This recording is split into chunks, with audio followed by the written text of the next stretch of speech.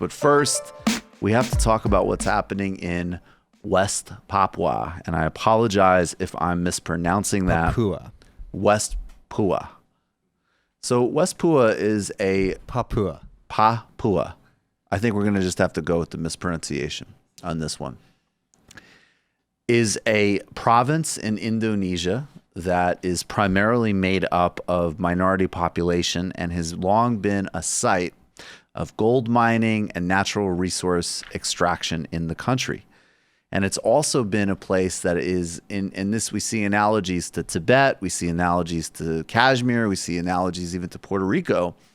It's getting also, I guess, gentrified would be one way of saying it. A lot of native people are being displaced, and the Indonesian military, which has a extremely bad human rights record, and there has never been any process of sort of reform of the paramilitaries, disbanding of paramilitaries, or change in the Indonesian military after the decades of Suharto dictatorship. Suharto ran Indonesia from the 1960s to 1997, and there's been no kind of fundamental structural reform, and now things are really heating up in West Papua.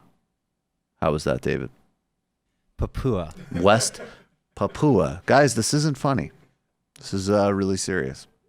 I mean, my pronunciation is funny, but now we have to get to the serious part. The Indonesian government has sent over 1,000 security forces that are to the additional ones already occupying there.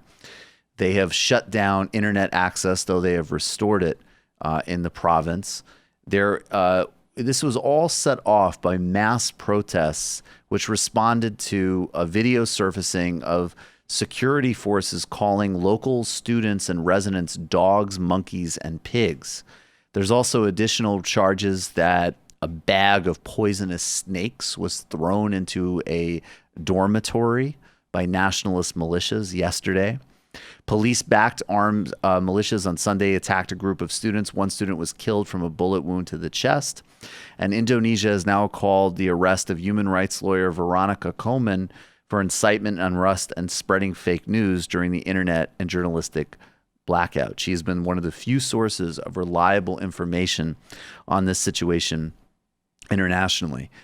The occupation of West Papua goes back a long time. It was a former Dutch colony.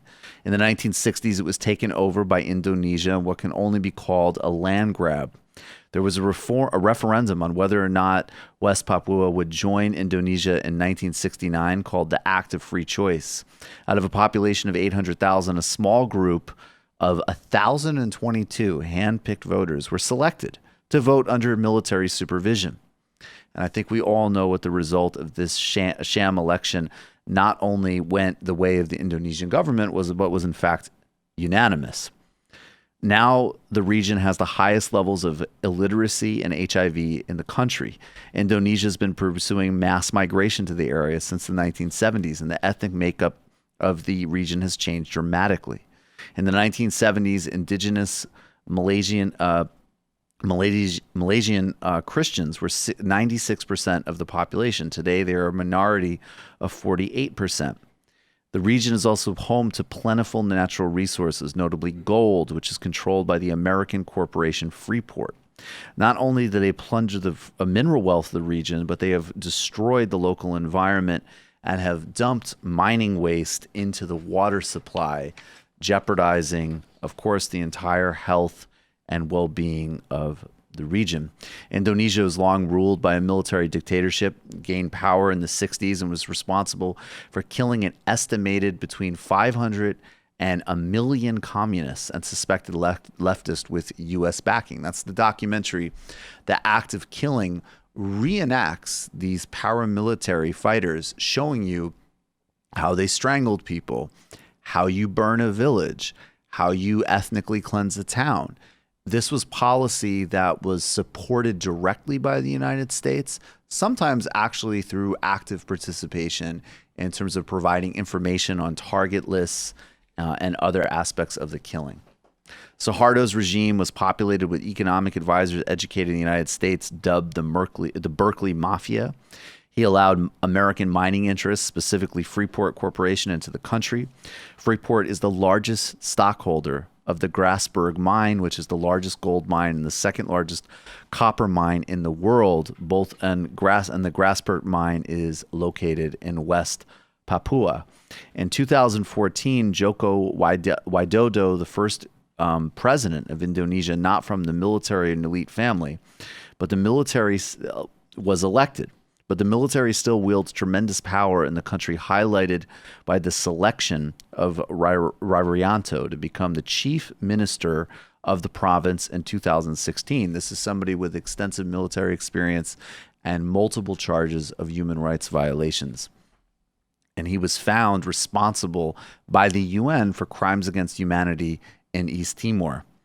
What's happening in West Papua could be called a slow motion genocide, and it will continue if there's no active pressure from the global and international community in support of this struggle. It also mirrors everything from what's happening in Hawaii with the telescope, the Amazon, and really this notion that understanding, supporting local and indigenous communities is inseparable from a global environmental strategy. So we wanted to highlight that today. It's not getting very much coverage, but we will continue to do it as best we can, and also usually as a door to maybe get into more content about Indonesia. Do you guys have anything you'd like to add? I know Matt wanted to defend the military in Indonesia a bit. If you wanted to add anything, let me know, guys. I just wanted to add that what's going on right now obviously is horrific, but it's an important example too of how divided oftentimes these governments are and how it's not always useful to try to paint in broad brushes. The new president of Indonesia has sort of been letting this happen, but you see with the reintroduction of the military powers into the region, especially with the selection of the new chief security minister, who had already been, convicted of war crimes, you see that he's having to placate something which is absolutely horrific.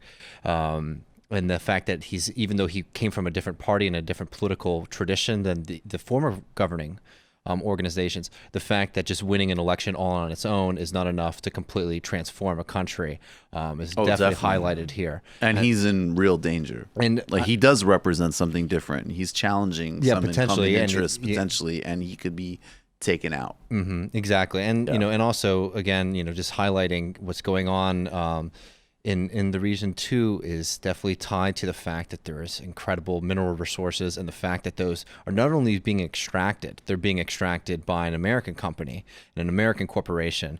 It's something that we should also highlight, that oftentimes these kind of genocides and evils are not always just people being bad or having bad personal beliefs. Oftentimes there's a real financial incentive to trying to clear out human beings, and it's definitely why it's very important to be an anti-capitalist and an internationalist. You just watched a Michael Brooks show video. Subscribe to get them all. Why wouldn't you?